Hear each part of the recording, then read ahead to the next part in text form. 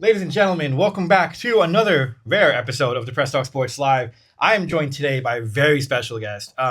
We go back a couple years. Had a chance to cover him since I first got here in 23. And to see this dude's growth and to see this dude's journey has been absolutely awesome.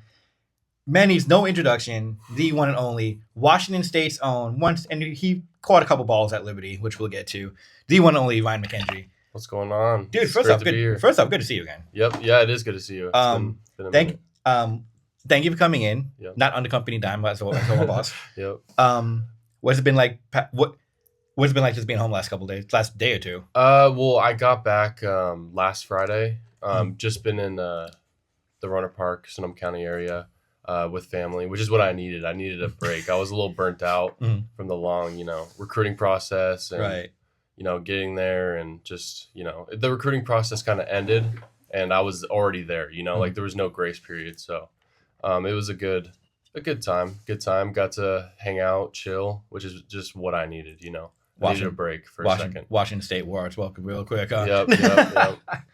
So I want to first off, congratulations on all of it. I appreciate that. Thank you. Scott, first off, the season you had at LMC earlier this year, Yep. just guiding that program not just back to success, but like at a stratosphere at that point is amazing. Congratulations on that. No, yeah, we did Washington State did okay, Yeah, we did well. Wasn't too bad. Yep. Kind of won a bowl game. Kinda. Kind of. Yep. We'll get to that in a second, but just getting to Washington State, man, so dope. Honestly, Yeah. you and I talked about this.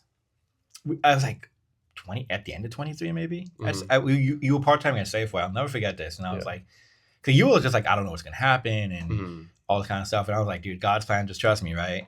Just trust it. God's plan, you're gonna be right. Just do what you do. Yep. Kind of worked out. It did. It did work out. That time when we met, it was still a weird process because I was trying to join my senior year. I was trying to get recruited. I didn't know what I was gonna do because football is all I've ever known.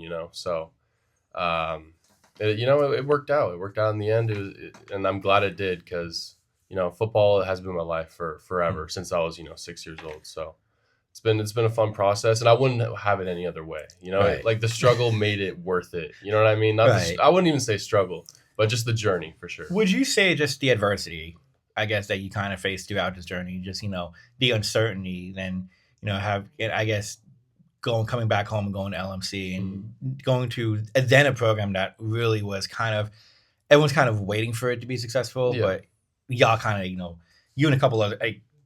You and a couple other B-Route talent, I really built that up. Yeah. But, and then again, Washington, would you say that adversity makes this more, it puts more value, I guess, for lack of a better term, as far as now you going up to Washington? Yeah, it makes it all, so much more surreal because, going JUCO and going D1 after for like most people is pretty rare, It's just one of those things. It's the goal and you have to keep it the main thing, and the process of, going back home where I grew up to Santa Rosa Junior College and then coming to LMC, and living like my parents weren't even here anymore. So I was living with my buddy Noah Blake at his house. So it was just one of those things that it made it like so much more worth it. And it made it so much like I hold those memories so close to my heart because it's like, that's why you do it. You do it for that journey, that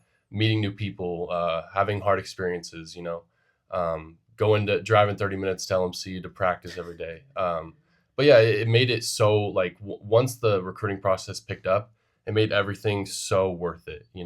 It was surreal for sure. Because I remember at LMC, you had several schools. I mean, Sac State seemed like it was going to be a thing. I feel like was Cal in there? I feel like Cal was in at one point. No, Cal wasn't in there at first. So it was. I got my first offer during the season. It was from East Texas A&M University. Right. I remember that one. An FCS school, and then I didn't get anything until the season ended. After that, and then I got Indiana State, which it was like, okay, that's dope. I was really pumped about that. And then another month or maybe another week went by. And then I got Towson University, which is in Maryland. And then it was pretty dead until not late December, but maybe mid-December. And you could ask anyone. I was talking to people and I'm like, these are great and I'm going to take them for sure. Like I'm very grateful for this, but I need a California school. You know, Right. if I want to go FCS, I want like, you know, the Sac State or the Cal Poly, which is what I ended up getting. Well, it's funny because Sac State's now FBS school. FBS, which is funny because like I was torn between Cal Poly and Sac State for the longest time because it's like but like, you know, Sac State maybe have a better program, right? But it's Cal Poly, like, you it's know, the legacy, right? Right, it's Cal Poly, it's the nice weather, it's the beaches, it's everything. Like, it's the football's great too, but you know, everything outside of it was also, you know, a great opportunity, the connections they have down there. And I was really torn between those two until Oregon State came in, and then Washington State came in after that. So once the FBS schools kind of kicked in, it was pretty surreal because I was still like, ooh, do I want to take those? Like, do I want to take that next step? But you kind of go FCS to go FBS. If I may ask, you mentioned Oregon State. Oregon State has a history of just like dominant wideouts. You know, Chad Johnson, Chad Ochocinco, TJ Schmanzada. You know, if I may ask, especially your position, what made you choose Washington State, A, in general, but also B, Washington State over Oregon State, considering the position history that Oregon State has had? Yeah, it was tough. It was tough for sure.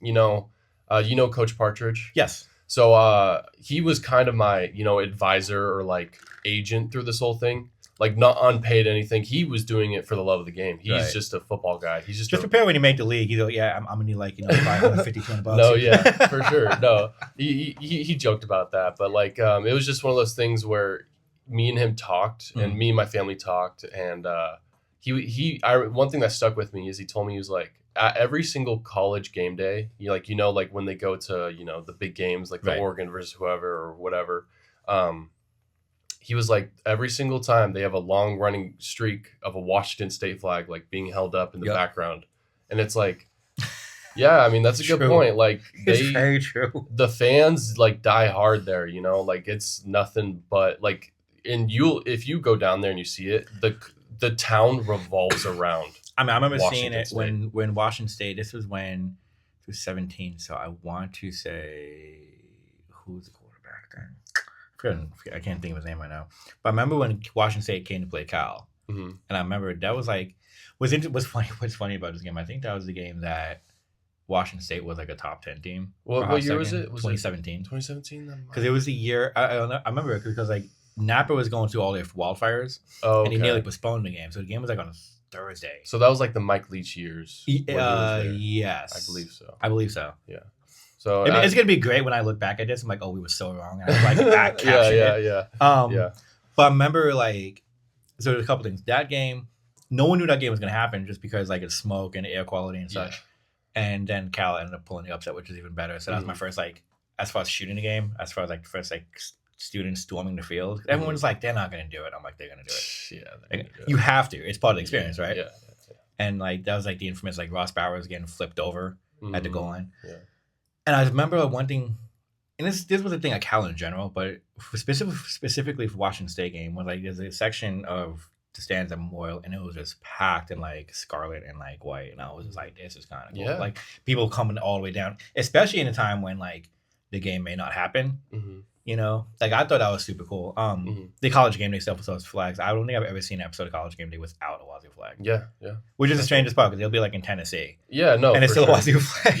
Yeah. Like I wasn't familiar like with it until he brought it up, and then I realized how much I've really seen a Wazoo flag in my life, just driving around or, you know, like even here, like you'll see stickers, flags all over the place. I mean, I deal with Michigan guys, the copy editor, so trust me, like I'm stuck with that, but I've seen that too. Yeah, no, for sure. Yeah, so it was just one of those things where it's like, I don't know, it was tough. And I think I made the right decision at the end of the day. I mean, I've been there for 2.5 months, and I've loved it. Like, it's been awesome. So, like, I've no bad things to say about it, other than, you know, the morning workouts. It took a second to get accustomed to waking up at 5 a.m. That ain't gonna change anytime soon. Trust me. No, it won't. Yeah.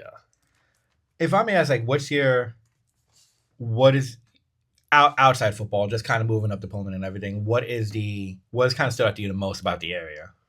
How like similar it is to like a California city, you know, like it's I don't know, it's awesome. Like I've talked to a lot of people down there, and it's like they'd tell me, oh, some of these stores are only open when the campus is open. You know what I mean? Like Makes sense.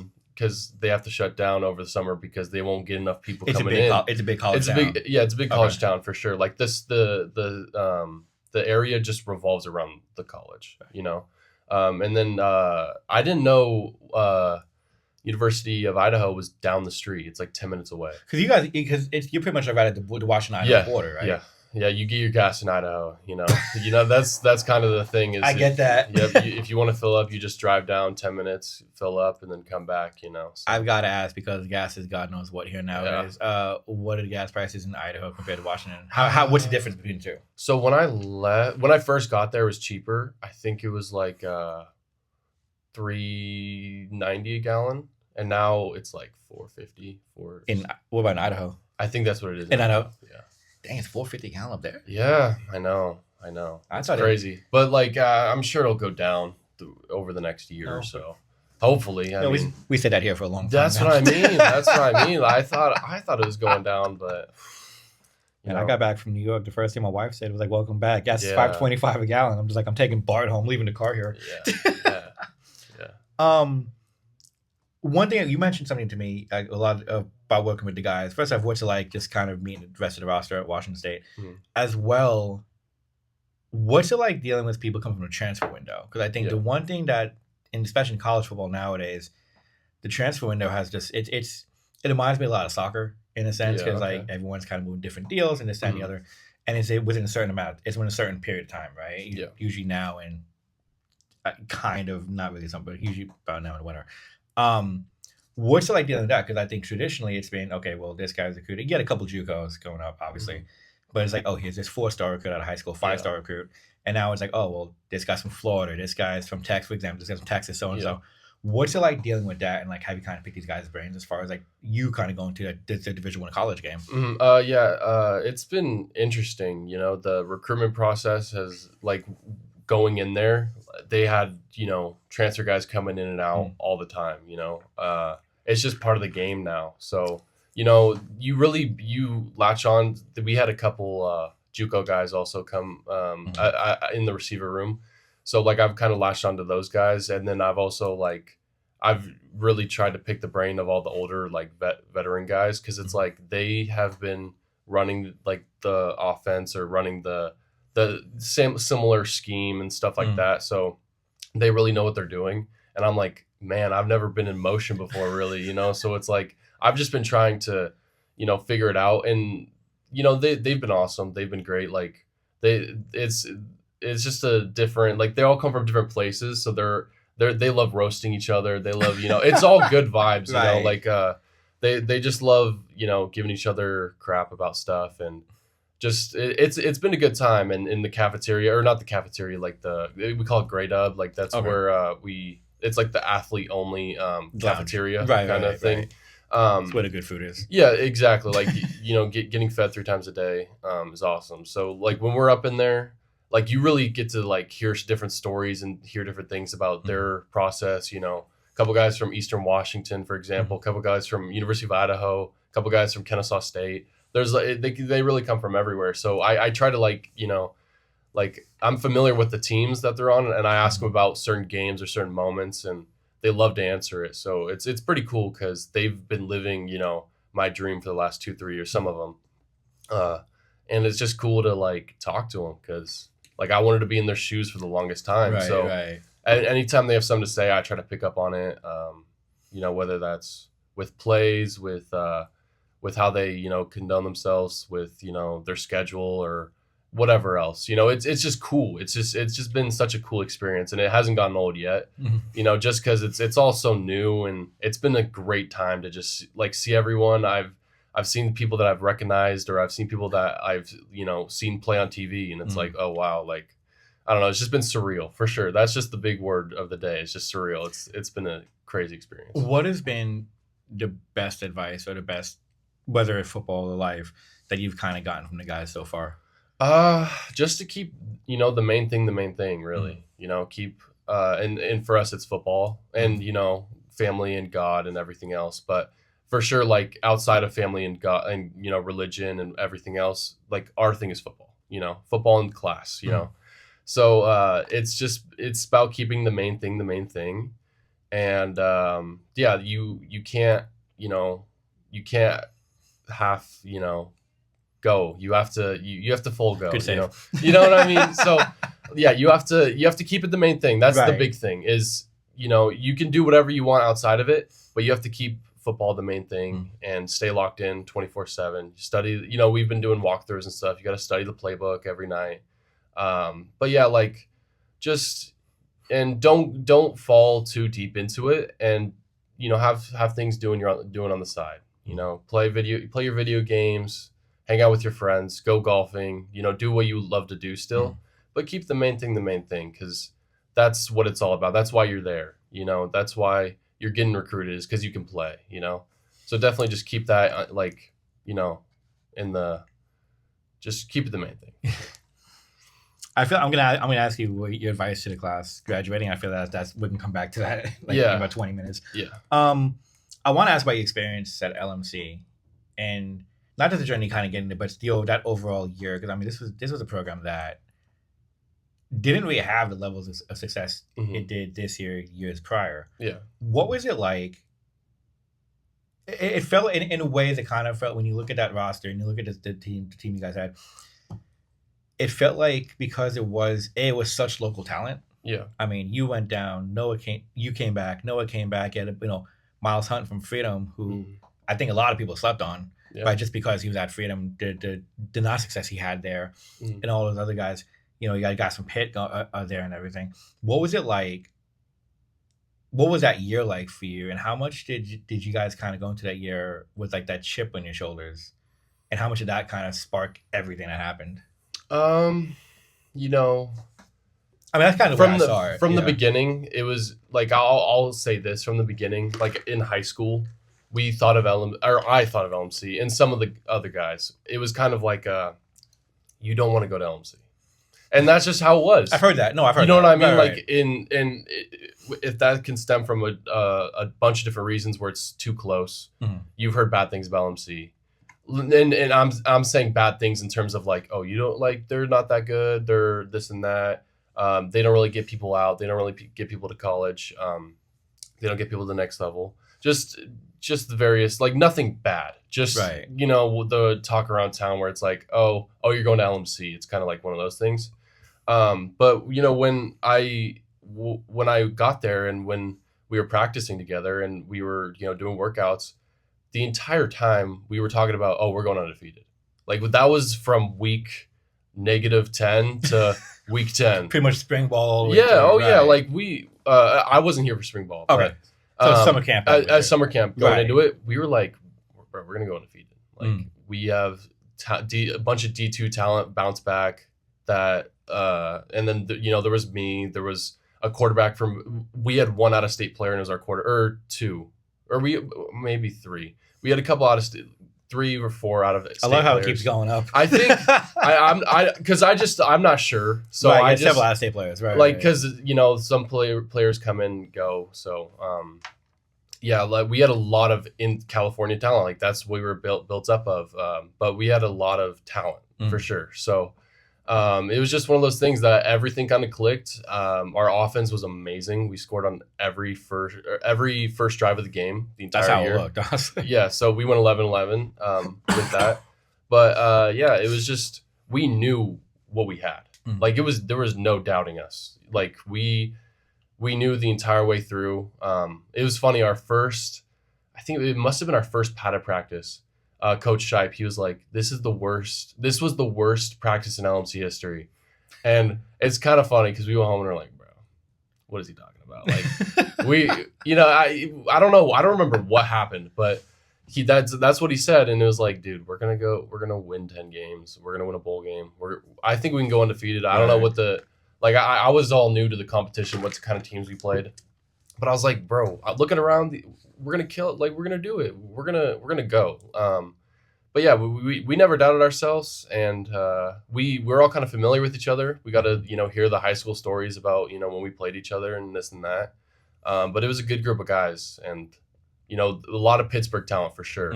Like the guys from Pitt, you can tell they were from Pitt. Like they were good. Right. Like practicing against some of their corners, and a lot of defensive guys too. Like Jonah, he was our D end and D tackle. Like you could tell he was a guy. But yeah, we had a bunch of guys, and it made me better for sure. Like just being around them, they have a different kind of mode, and they're under recruited for sure. A lot of guys at LMC is under recruited. A lot of people need to be checked out for sure. Your numbers have been really, to me, unsurprising, but I think you popped off once you got to LMC, considering how good you were at Liberty before. 44 catches, 1,221 yards, 14 touchdowns, 27.8 yards per catch, which is wild. And no matter where you are. Yeah. Led the state. This is the greatest part. Led the state in receiving yards, yards per catch, and touchdowns. Region 2, first team All-State, first team All-Conference, offensive MVP. We've seen your game at Liberty. We know what you're capable of and such. Are you surprised at the production this is going to sound a weird question, but are you surprised at the production that you had, considering because, it was, I guess maybe the journey kind of played part of it, but the season you had is just, were you surprised at how well you popped off? From a statistical standpoint, I guess, maybe. I mean, from the first game, going into the first game, I'll never forget this. I thought I was gonna do well, but I didn't think I was gonna have the game I had. I had 235 yards and 3 or 4 touchdowns the first game. Only. Yeah, I mean, well, yeah, and I could have done more. Like the team we played wasn't the greatest, but it was a matter of oh shoot, things are popping off. I didn't expect it, but I knew I could do it. I knew what I was capable of, and it was just about replicating what I did in high school. That's the big thing is I was like, I need to show scouts and recruiters that I can take what I did in high school and just replicate it. And that's literally all it is about. Because in high school I had a similar 1,000 yards, 20 touchdowns, and I was like, that's what I want to replicate. That I want 1,000 yards, and I just want to show everything I did on film there I can do here. And that's I believed I could do it. I had doubts just because I had never done it yet. I had never played at the JUCO level. Right. But once it kind of got moving, I was like, okay, yeah, I can.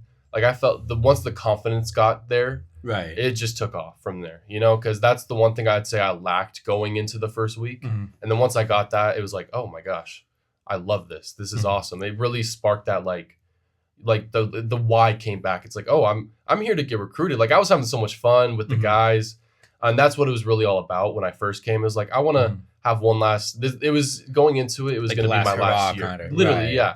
I was a freshman, and I was like, all my buddies are going to be sophomores. That's it. After this year, I'm done if I don't get recruited.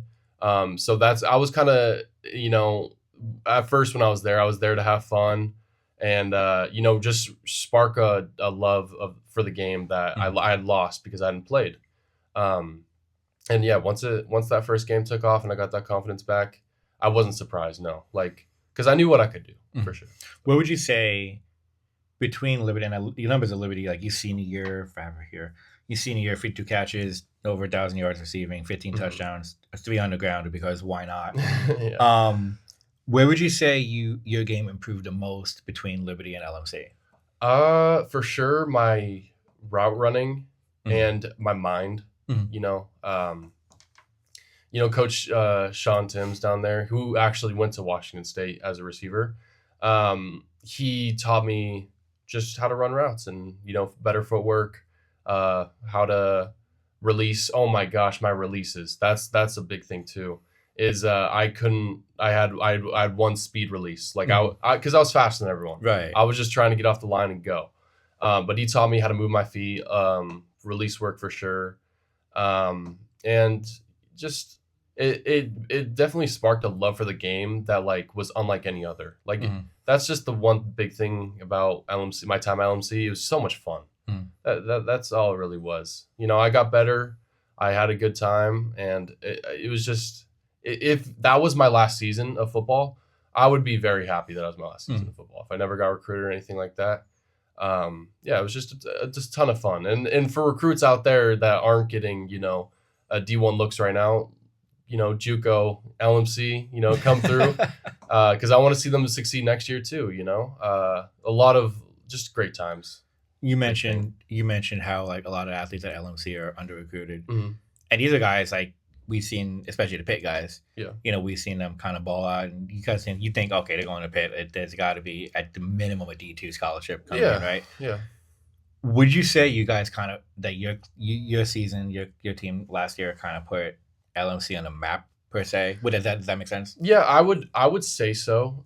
Just because it was one of those things where, like, me in high school, which was 2 years ago, I didn't think LMC could win. And Right. it was just I didn't know if it was because of talent or if it was because of whatever, but I think it really woke up the people that are going to like Pitt that are still there right now that are like, I'd rather take this D2 or I'd rather just not even play football again than try to go earn a scholarship at LMC. Right. And I feel like one thing you will see a lot more is a lot more Pitt guys going there, a lot more Liberty guys, a lot more Heritage guys, a lot more guys of the BVAL go down there. But definitely the Pitt guys, because the Pitt guys made that team, like for sure. Like with good pieces of different area, like different schools, like the Freedom and the Liberty, like me and Noah and Damien and all the other guys, Sean Cervantes.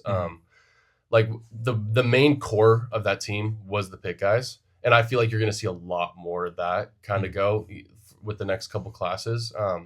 But yeah, like if you have a D2, then I had D2 scholarships out of high school, but I didn't want to take that because I knew how hard it was once you go to a D2 or something like that to then jump up to a D1. I'm like, I'm gonna go to a JUCO and then just make it the process easier. Kind of betting on yourself, so to say. Exactly, literally. Right. Yeah, literally. What was it like, kind of being reunited with Noah and Damien? Oh my gosh, it was awesome because it was great because you have someone to talk to, and I was living with Noah. I was living downstairs, and I'm about to ask you about that. Yeah. So it was just one of those things where it's like I really love those guys. Like they have like a place in my heart. All the guys there at LMC, but it was just different because it felt like a family. Like it felt like something else, man. It was awesome, but it really sparked like my love for football again. Like they literally turned my life around.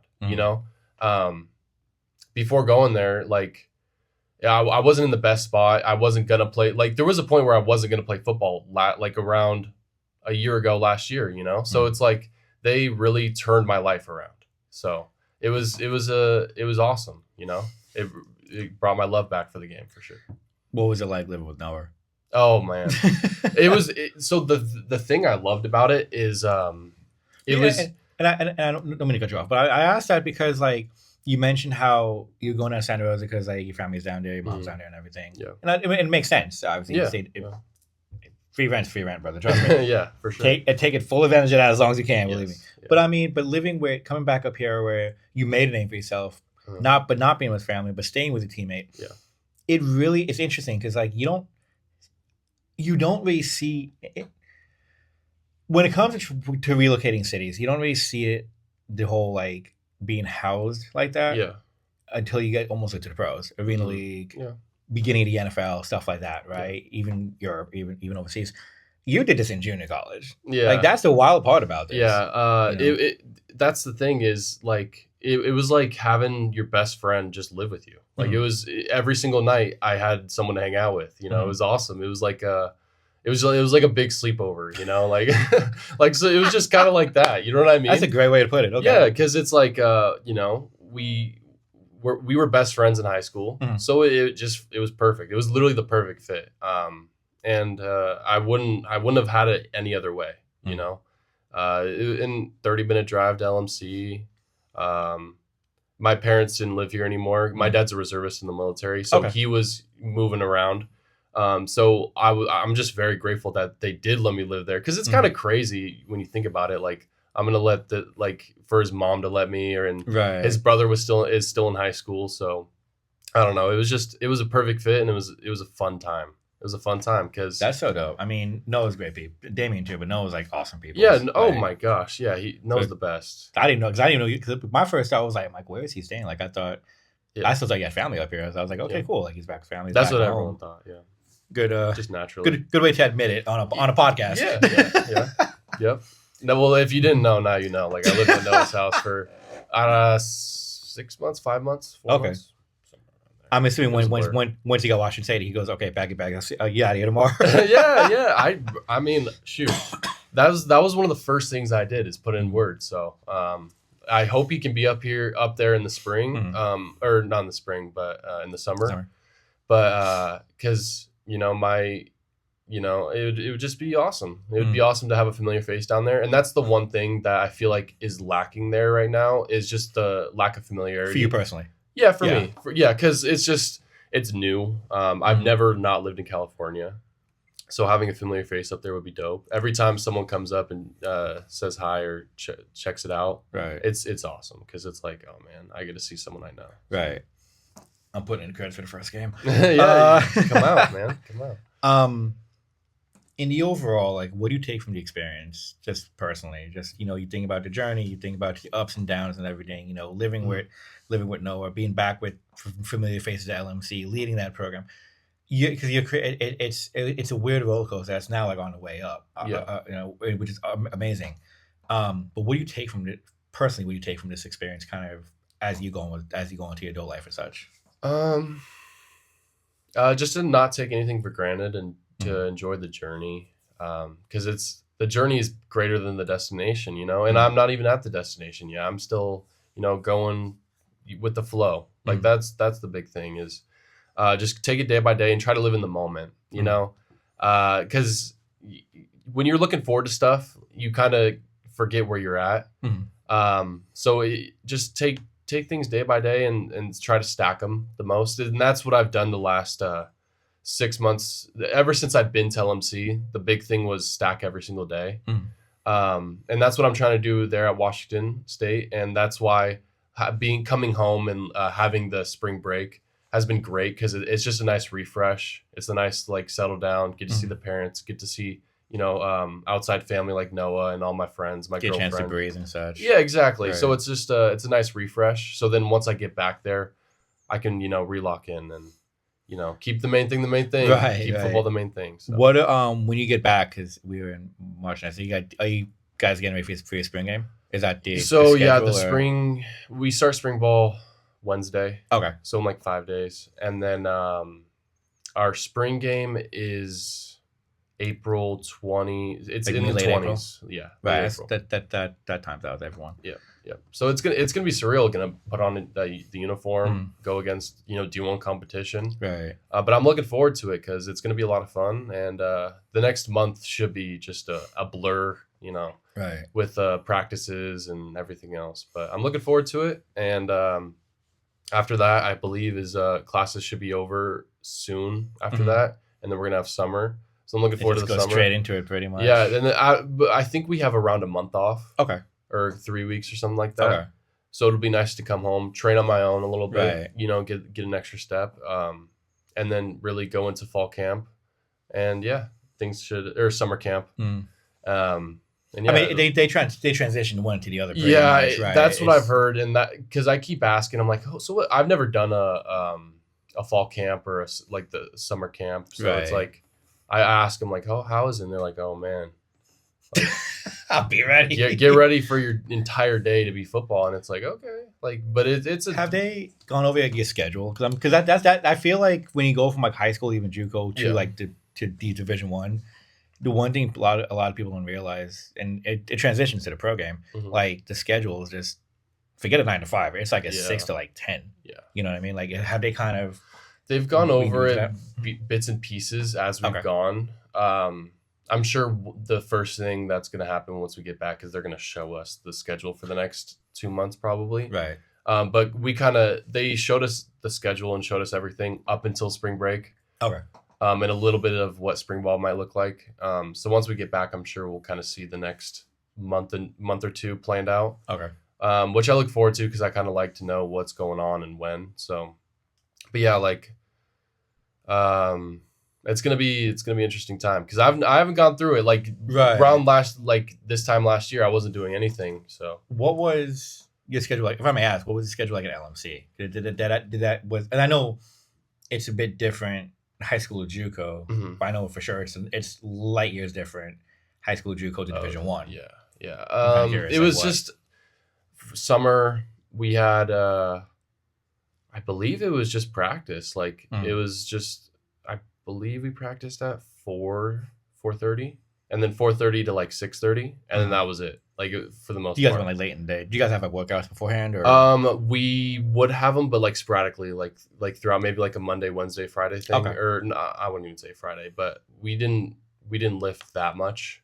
Okay. So that's the big thing that is a little bit different is you're gonna have 2-a-days every single day for the most part. Oh, so. You had ooh.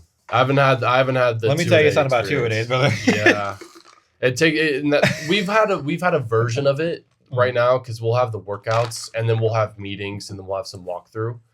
But now it's gonna be like, I think we're gonna have spring ball morning practice as our morning practice, like at 7. So I'm not sure how the 2-a-day is gonna work, but yeah, like it kind of takes up your whole day if you lift at 6. Yeah, it does. And then you practice at 4. Like if that's what the schedule is gonna be, then it's gonna be like, oh man, you're in for a long. Let me tell you something about 2-a-days. We had back in my day, it was leather helmets. Yeah. And before the legalization of the forward pass. Okay. 2-a-days were interesting. We had 2-a-days in high school. So when back in the day, we had 2 days. We had a morning practice like 9 to 11. We had lunch from like 11 to 1. We came back to 2 to 5 or whatever. I think that after either way, one of the 2 sessions was a longer session because just before the weather. Because like especially being in August, so we would have like maybe 9 to 12 or something, like 3-hour practice, and then we come back, break for lunch, come back, and it's like a 2 hour. Yeah. And it does take a lot of your day because like the second practice is harder. Like when I was in camp with the Savina team in Stockton, we had 2-a-days. And I was commuting, which was the worst move I decided to make.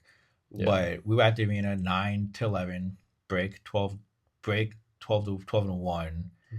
And then we had like a late, break 12 to 1. Then we had meetings, and then we had like our night practice like 5 to 7, 5 to 8 or whatever it was. Yeah. Dude, trust me. At 8 o'clock, you were done. Yeah, legs are done. For sure. You know, we had a version of that at Liberty, I believe. Okay. Where we would lift and then we'd go out to the field, and it would be like an hour lift or 30 minutes hour lift, and then 2 hour on the field. But it was like right after each other. You know, it was just one long thing. But having that time in between, that time between is killer. I would just say, just my advice to you is just like, now in D1 level, just kind of remember like it's gonna be competitive all the way through. Because you got guys. For some guys, like it's like this putting food on the table. You know what I mean? Yeah. It's like that for everyone for the most part, because with the money involved now, with you're fighting for money, right? Like you're fighting for a spot, and if you get that spot, you get money. So it's like you're fighting for your future. Has that kind of like that mindset and kind of what's going on with that, has that kind of like changed your approach to the game now? Because I one thing I did when I was coaching Freedom last fall, I was telling kids like it's a business from this point on, especially when you think about not because what's happening in college is starting to work its way down to the high school level. Has you kind of changed your approach to the game and it be more business like per se? Yeah, you gotta have that as a point, because it's like what you do now is gonna be your paycheck in 6 months, 8 months, next year. So it's definitely, you treat every rep like it's your last, because if you get because it could be I mean, and so every scholarship now is a 1-year deal, right? So it's like you have to show out. You're not there for 4 years, you're there for 1 year. If they want you back, that's their decision. It's almost like re-signing you year in and year Literally, out. That's what it is. So you have to impress, you have to show out, and that's what it is. It's a little stressful because it's like, oh man, nothing's guaranteed next year. But then again, you could double your value, you could triple your value. So there's that too. But then again, it's a stressful game where it's like, man, I need these reps because I need to show them what I can do, and I need to show them I need to get paid. That type of thing. And there's a lot of guys out there that. Everyone treats it that way, but it's literally a business now. Considering what you know now and the experience you've had, what advice do you have for this year's graduating class? I mean, Jackson's graduating. I mean, there are a lot of guys who. One guy made the jump, surprisingly, Chris Joe. He made the jump to Utah State and did that, and really kind of ran with it. We have a lot of guys graduating this year. What advice do you have for this year's graduating class, especially those who are going to go play college ball, not just football, but like in all the sports? What advice do you have kind of for them to kind of look forward to? To look forward to is just a different type of lifestyle. If you're going to play D1, like your life's going to change. You're going to be living rent free. You're going to be. It's a lot of good things to look forward to. But if you're under recruited right now, like go JUCO, post on Twitter, every week, once a week. That's what I did, man. You really gotta work for it. If you are being recruited, you're going D1, awesome. But like now's the time to take that next step. You're gonna be a freshman, but that's when you show you belong. But yeah, if you're under recruited, post on Twitter once a week. Go JUCO, post you training, post your game highlights once a week. Out of every coach you got, and it's literally not about what it's about who you know. So I don't know, like and Jackson's graduating next year, so he has one more year, and I'm telling him, I'm like, hey, I'm gonna have some pull for you, so you really work your butt off this year, because I wanna see you go D1. Like, you love football. Yeah, just keep working hard, and college is awesome. It's been awesome. Getting to go to even the lectures are fun. You know what I mean? It's just a different type of. First I've ever heard of that. Yeah, well, I agree with you though, because I had that before. Yeah, I had it before. So I agree with you. Yeah, it's like it's just different experience. It's nothing like high school. So it's a lot to look forward to. Do you have before I close out the pod? Do you have like any memories from Liberty that you just like that stand out a lot? Just outside of camaraderie, that's kind of the given. I mean, Liberty was a blur. Those 4 years went by quick. Like, how they say, like, man, it goes by like that. Like, I remember being the sophomore talking to the senior, and he's like, bro, it goes by quick, And I had to deal a little bit with the COVID, so I missed a game with COVID. Right. Yeah, so just enjoy it, like that's what I kept trying to do, through that whole COVID experience. That's why I'm here, is because of COVID. Right. I went to Liberty because, my freshman year, when we didn't know if there was going to be a season or not. And I the best bet was, Liberty, because we actually did have a season my freshman year. So yeah, like the freshman year was crazy with the COVID and having a season in spring. That was a crazy memory. And then sophomore year, changing from quarterback to wide receiver. Nate Bell, great memories with Nate Bell. I loved going to the field with him. It's kind of funny. He's only an hour away from me right now. He's in Eastern Washington. Yeah, he's an hour and a half. I mean, Jackson's heading up there too. Yeah, he is. Yeah. I wanted that Eastern Washington offer so bad. That would have been cool. It would have been dope. It would have been dope. But yeah, like just every single person at Liberty and that I've bumped into around this area, whether that's 7-on-7, Liberty, they've just been great people. And that's the one thing that, like other cities and other towns, like in California, like this experience in Brentwood and at Liberty has been unlike any other. Like the people here are great. Everyone's nice. It's really like, it's just been a blast, But yeah, I'd say just everything has been good. It gave me a good high school experience. I lived down the street from Liberty, so it was just, everything was a good time over at Liberty, and yeah. Have you kept up with the program a little bit last couple of years, or last 2 years? I have. I remember I'd watch every single game, either live stream or I'd come to a game last year because I was in the area. Right. And it was dope to see Jackson ball out. I mean, he had a crazy season. To no surprise from what we've seen the 3 years he's been up there. Yeah, it was ridiculous. I mean, he was doing that as a sophomore when I was a senior. I remember because like his sophomore year, I think, is when I first started covering you guys, and like just seeing the girls, I was like, this kid's legit. Yeah. Like, and he was what, 15 doing all that, and then that's the wildest part. And I was like, man, when he's a senior, it's not going to be fair, and it literally wasn't. It wasn't. It wasn't. I mean, to some points, if he had some more help, if he was on like, can you imagine him on a pit? Well, that's what I mean. Like, imagine him on a De La Salle or something, where like, you know what I mean though? Like because he was the guy. He was like the main guy on offense. And I wish I was the same age as him, because I could have helped him out, in the pass game, getting some. They were just stacking the box against him. I felt bad for him, but Yeah, I mean, he's a stud. He's going to kill it at Eastern Washington. I hope he plays. I mean, it's a shame I didn't go there. You got a chance to play with both of them. Like, how cool do you think it is for them to kind of, because they never played together. Yeah. Maybe they might have suited up together for a game, but they for never one played game together. and one playoff game. Playoff games, like if you kind of seen that, what's it like kind of seeing them now get the chance to play together? It's awesome, man. I was Nate's biggest fan in high school because I wanted him to go D1. Like if he was 6 foot, he'd be playing at freaking Bama right now. You know what I mean? If I was 6'1", I still have a career. Yeah, like you could say. I totally get that. Yeah. So I don't know. I literally cried when he got his first scholarship offer because I was like, man, I was so happy for him. Right. But it's dope that Nate got, and Nate was starting last year. He was having a great year. And I'm glad that they're both, continuing to play because they're amazing at football. Right. So I'm glad Jackson's going to be able to play. I'm glad he did go FCS instead of, I think he had Nevada, which is FBS. He had Nevada. He had a few big schools. Yeah. He had a bunch of FBS offers, but I'm glad he took the Eastern Washington route because, dude, he's going to kill it. Right. He's going to kill it. Nah, he's going to be.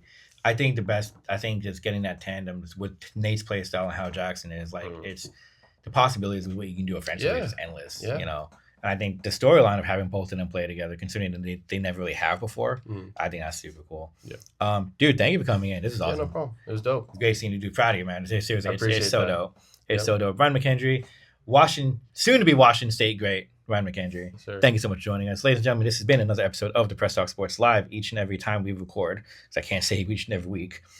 We try to spread the spotlight amongst the sports scene here in Brentwood and the East County area. Don't forget, this podcast is brought to you by the Brentwood Press for as low as $20 a year. I think it's still $20 a year. You too can keep up with everything happening in the East County area. Go to thepress.net and click on subscribe in the upper right corner for more. For the great Ryan McKendry, I am Jeff Weisinger. Thank you so much for joining us. And as always, take care of one another. We'll catch you soon.